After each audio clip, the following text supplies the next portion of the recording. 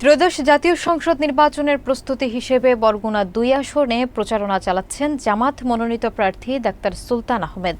মঙ্গলবার তিনি পাথরঘাটা উপজেলার নাচনাপাড়া বাজার সহ বিভিন্ন হাটবাজারে গণসংযোগ করেন।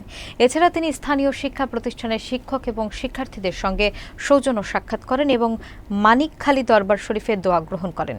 বিস্তারিত দেখুন নাজমুল ইসলাম সৈকতের তথ্যচিত্রে।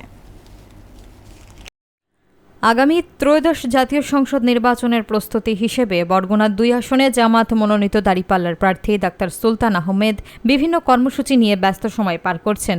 তিনি মঙ্গলবার পাথরঘাটা উপজেলার নাচনাপাড়া বাজার এবং আশপাশের বাজার এলাকায় ঘুরে ঘুরে ভোটারদের সঙ্গে কথা বলেন, তাদের সমস্যা ও চাহিদা সম্পর্কে জানেন এবং নিজ দলের নীতি ও প্রতিশ্রুতি তুলে ধরেন। এছাড়া প্রার্থী স্থানীয় কয়েকটি শিক্ষা প্রতিষ্ঠানের শিক্ষক এবং শিক্ষার্থীদের সঙ্গে সৌজন্য সাক্ষাৎ করেন। শিক্ষা ব্যবস্থা ও এলাকার উন্নয়ন নিয়ে আলোচনা করেন। দিনের কর্মসূচিতে মানিকখালী দরবার শরীফে দোয়া গ্রহণের বিষয়টিও ছিল, যেখানে জেলা এবং উপজেলা জামাত শিবিরের একাধিক নেতা ও কর্মী উপস্থিত ছিলেন। সাংবাদিকদের সঙ্গে আলাপের সময় ডাক্তার সুলতান আহমেদ উল্লেখ করেন, আসন সমঝোতার বিষয় ইসলামী দলগুলোর সঙ্গে থাকলেও এই আসনে তার মনোনয়ন প্রাপ্ত হওয়ার সম্ভাবনা বেশি। তিনি ভোটারদের কাছে তার রাজনৈতিক লক্ষ্য, এলাকার উন্নয়ন পরিকল্পনা এবং শান্তিপূর্ণ নির্বাচনে অংশগ্রহণের অঙ্গীকার তুলে ধরেন। এই কর্মসূচি স্থানীয় নেতাকর্মীদের উৎসাহ এবং সমর্থন বৃদ্ধিতে গুরুত্বপূর্ণ ভূমিকা রাখছে। জামাত ইসলামী জান্নাতের পথ দেখায়, কিন্তু জান্নাতের টিকিট বেচে না, বরং উল্টো আমরা দেখতে পাই অনেক ভিডিও আমাদের কাছে আছে যে প্রতিপক্ষ বন্ধুরা আমাদেরকে ঘায়েল করার জন্য চেষ্টা করছে এবং হাসি মস্করা করছে।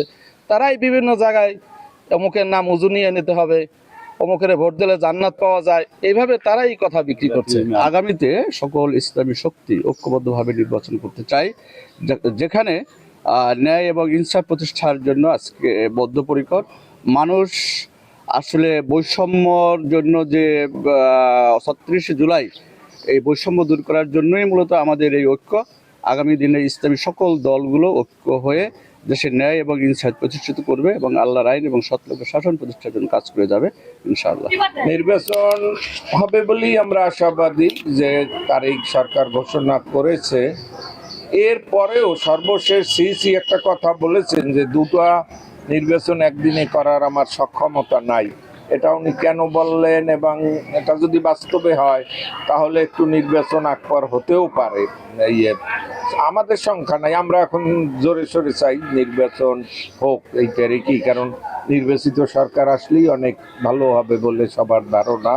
আলহামদুলিল্লাহ বেশ কয়েকটা জায়গায় গেলাম, শিক্ষা প্রতিষ্ঠান বোধহয় 2টা বা গেলাম, আর সব বাজারে বিভিন্ন জায়গায় যে জায়গায় গেলাম সন্তোষজনক বলেই আমি আশা করি।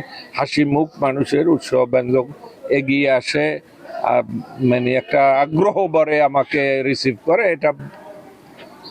এটা থেকে আমি বুঝতে পারি যে জনগণ আমার প্রতি সহানুভূতিশীল বা আমাকে পছন্দ করে।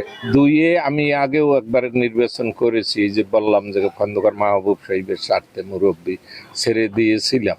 আর দ্বিতীয়ত আমাদের ইসলামী আন্দোলন যাকে প্রার্থী এনেছে আলহামদুলিল্লাহ ভালো, কিন্তু তার বাড়ি ওই সংসদে না, অন্য জায়গা থেকে এনে বাংলাদেশের প্রেক্ষাপটে বা যে কোনো দেশের বড় বড় জাতীয় নেতা ছাড়া অন্য আসনে গিয়ে নির্বাচন করে জয়ী হওয়া খুব কঠিন কাজ। একটু সব মিলে আমার মনে হয় এটা আমরা আশাবাদী যে আমাদেরই থাকবে। Thank you.